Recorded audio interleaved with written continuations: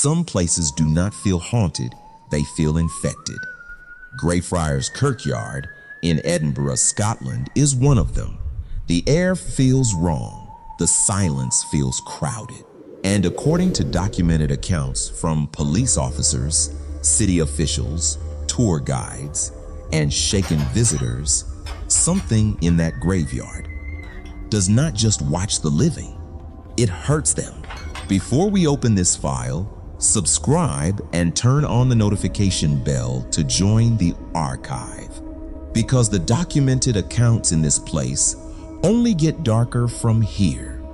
To understand what stalks Greyfriars today, we have to go back to the late 17th century, when Scotland was tearing itself apart over faith and power. The Covenanters believed no king should rule the church. Only Christ could hold that place. For refusing to bend, they were hunted. The man leading that crackdown was Sir George Mackenzie, a polished lawyer in public, and to many in Edinburgh, a cold architect of suffering behind closed doors. The people gave him a name that survived long after his funeral: Bloody Mackenzie. After the Battle of Bothwell Brig in 1679, more than 1,200 Covenanters were marched into Edinburgh. There was nowhere to hold them, so a section of Greyfriars Kirkyard was sealed off with walls and iron gates.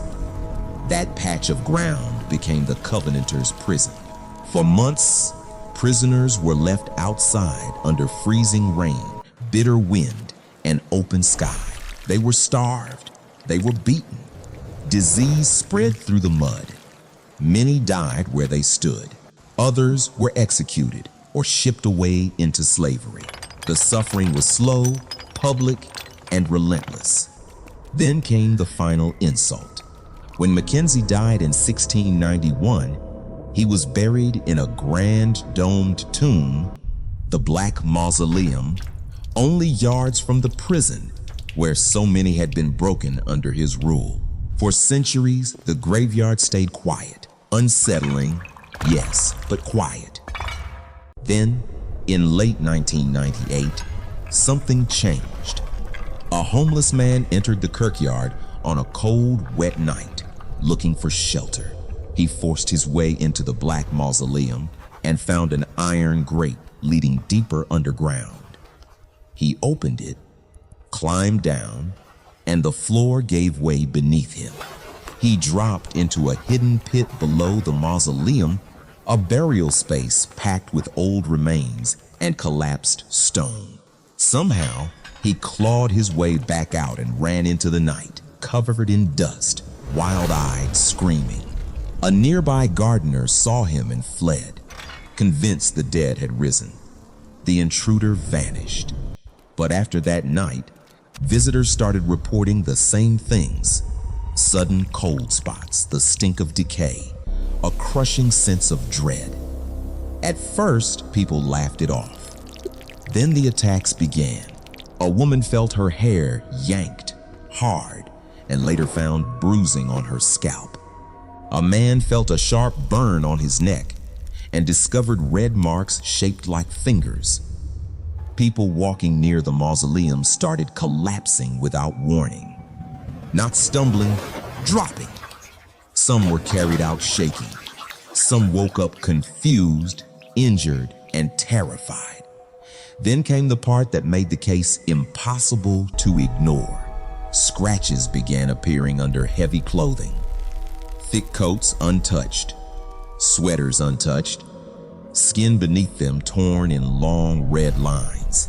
Visitors reported strange burns, bruises, nosebleeds, and the sensation of being shoved by invisible hands.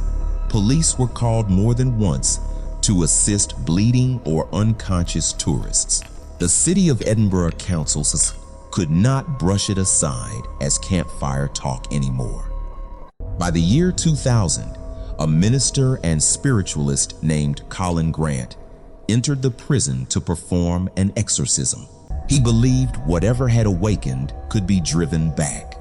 But as he began, witnesses said the air changed. The wind stopped. The graveyard went still.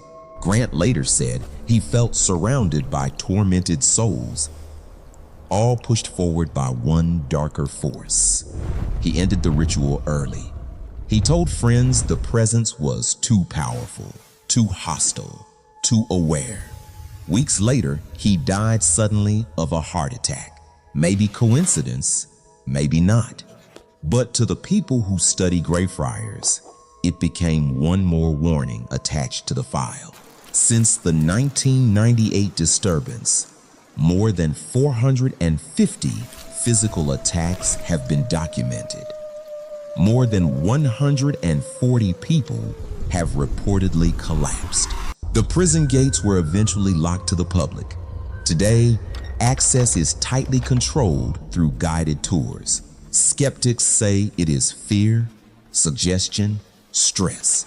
They point to panic reactions and psychosomatic injuries. And in some cases, maybe that explains part of it, but not all of it. Photographs taken at the site have shown dense black shapes and strange mists. Investigators using thermal cameras have reported sudden moving cold spots, drops so sharp and so localized they seem to follow people.